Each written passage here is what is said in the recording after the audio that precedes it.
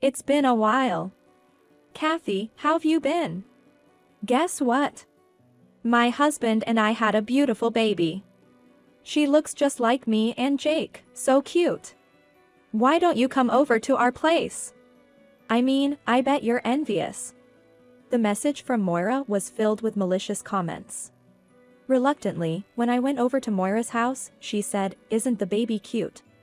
Feeling a bit jealous, aren't you? You're still single, right? Still hung up on Jake, maybe? Well, even if you are, I'd never let him go, just so you know." I was bombarded with her mean comments and felt uncomfortable staying there any longer. My name's Kathy, 29 years old. I live with my husband and our 2-year-old son. My husband, Michael, is my boss at work, and we got married 3 years ago. Every day spent with my husband and son is truly a joy and a blessing. Hey, Kathy, wanna go to the amusement park this Sunday? Oh, sure, that sounds nice. I'd love to ride the Ferris wheel, it's been a while. Sounds fun. Well, I'm off to work now. Thanks for working hard every day. Take care. Will do. That's how our mornings usually go, with me seeing him off to work. Every day might seem ordinary, but it's these moments that I cherish. I love cooking and traveling, and I especially love taking photos. Recently, I've been sharing my photos on social media, and it's fun interacting with everyone there. I have a decent number of followers on my account, and I enjoy the likes and comments I receive. Everything was going smoothly until something unexpected happened. It all started with a message on my phone. Oh, I've got a notification. Who's it from? I initially thought it was another social media notification, but it turned out to be a message from Moira, an old friend of mine. It's been a while. Kathy, how've you been? Guess what? My husband and I had a beautiful baby. She looks just like me and Jake, so cute. I finally understand what people mean when they say you're the apple of my eye. Why don't you come over to our place? I mean, I bet you're envious. The message from Moira was filled with malicious comments. Moira and I went to the same school from elementary through high school. We had been in the same class multiple times and were very close friends. We remained close even after graduating and entering the workforce. To me, Moira was my best friend. However, an incident drove a wedge between us, and we eventually lost touch.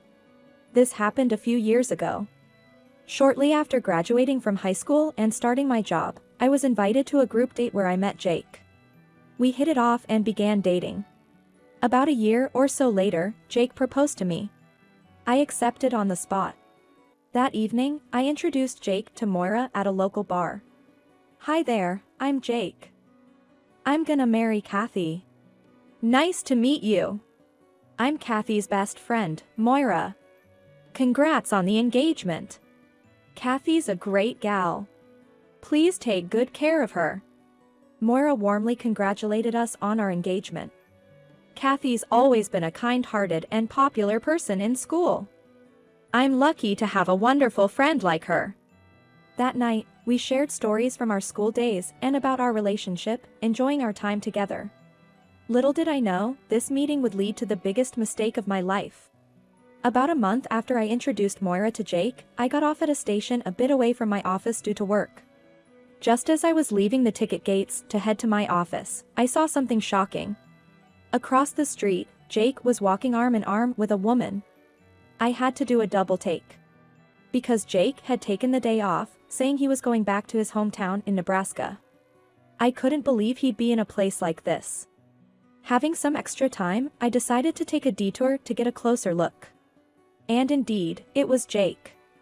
What's more, he was cheerfully walking arm in arm with that woman. Oh, come on, Jake. Betraying me? And who's that woman with you? Who is she? I muttered to myself. Her sun had obscured her face, making it hard to see. But something about her walk and style felt familiar. Then she lifted her sun hat to wipe the sweat from her brow. Is that Moira? Wait, what's going on? I was completely lost. Why were these two walking arm in arm, looking so chummy? It meant Jake had been lying to see Moira. To anyone who didn't know them, they'd look like a young couple in love. I began to wonder if Jake was cheating on me. Come to think of it, lately, our conversations had been few and far between. I was determined to confront them about their relationship. That's when Moira noticed me staring. She started to approach with Jake in tow. Well, if it isn't Kathy. What a surprise bumping into you here. Did we shock you? What are you talking about? You're not surprised? Don't you want to know why we're together? Moira teased with a smug tone. All right, I'll spill the beans. We're dating. In that moment, my mind went blank. Kathy, are you okay? Were you surprised? Moira said, smirking. I was overwhelmed with emotion. Turning my gaze to Jake, I asked. Jake, what the heck is going on? Explain yourself. Sorry, Kathy. I've fallen for Moira. So I've decided to break up with you. My bad. Hey, you can't just decide that on your own. As I spoke up, Jake and Moira started chatting with big smiles. I'm really sorry. But I'll make sure to pay alimony, so don't worry. I'll chip in too. Money is important, you know. And then Moira began to speak, and what she said was quite surprising. Jake and I are going to visit both our families now to introduce ourselves as a couple planning to get married. So, maybe the next time we see each other will be at our wedding. See you later. Saying this, they both left, waving their hands. Just when I thought I was about to get married, Kathy, who I considered my best friend, stole my significant other. And I never imagined they were already at the stage of visiting each other's families. Feeling like I'd hit rock bottom, I headed to the office for work. That day, I wasn't in the mood to be productive at all. A few days later, I received a compensation check from the two of them in my bank account. I felt a mix of sadness, anger, and other emotions. I continued to have days when I lost my appetite or didn't feel like going to work. I couldn't get over it. Tears would suddenly flow, and I'd mumble to myself in a low voice. My mom, worried about my state, said, "Honey, you've been acting strange. You left the laundry out all day yesterday, and you've been buying the same groceries we already have in the fridge. You never used to do this. Forget about Jake. You'll find someone else." My mom tried to comfort me. But my sadness wasn't about not being able to forget Jake. I couldn't forgive Moira, whom I considered my best friend, for taking my fiancé away. As I was reminiscing about that distant past, I heard a voice from the entrance. "I'm home, babe." "Oh, welcome back. Sorry, I was lost in thought." "You seem upset. What happened?" The one who came back was my current husband, Ted. Ted knew about my past. So, I hesitated to bring up something from so many years ago. We decided no secrets when we got married, remember? If something's bothering you, tell me. Ted said that, so I decided to tell him the truth. Moira reached out. She invited me over because they had a baby. It's not that I don't want to meet their child. I know her, she's probably going to brag a lot. To be honest, I don't want to see them ever again. I'm torn about going. To my surprise, Ted had an unexpected reaction. Why hesitate? They invited us, so let's go together. Ted, are you serious? Of course, I am. That woman not only bullied my beloved Kathy in the past but is still after her even after all these years. We need to talk to them about this. If not, this might continue. Don't you think so, Kathy? Yeah, you're right. I've always thought that someday I'd have to explain our situation. Now's the chance to set things straight. Let's show them how happy we are now. They'll be so shocked they might fall over. Ted seemed quite excited as he said this. A few days later, I told Moira that we would visit. And the day came when we, as a couple, visited Moira's house. Ted suddenly needed to use the restroom as we approached her place, so he stopped at a nearby convenience store, saying it wouldn't be good to go straight into their home for that. I went ahead to Moira's house and rang the doorbell. "Oh, Kathy, long time no see. It's been a while. Here, have this." I handed her a popular bread I had at home. "Oh, the trendy bread, huh? I thought you only ate simple, cheap stuff." "Ah, you bought this especially for coming here. Thanks. Jake and I will enjoy it together." Moira's words had a hint of sarcasm, but I shot back. "No, it's not like that. I had plenty at home, so I just brought some." "Oh, I see.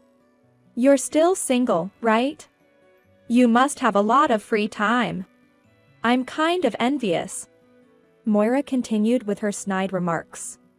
Apparently, she thought I was still single. Then Jake chimed in. "Come on, don't be so blunt. You're making it hard for Kathy to respond." He grinned slightly at Moira. I was honestly annoyed by their condescending attitude.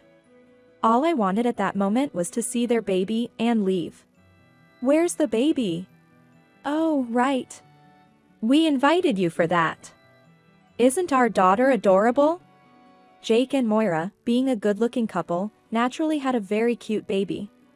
Although the baby was only a few months old and their features weren't fully developed, I could sense they took after both Jake and Moira.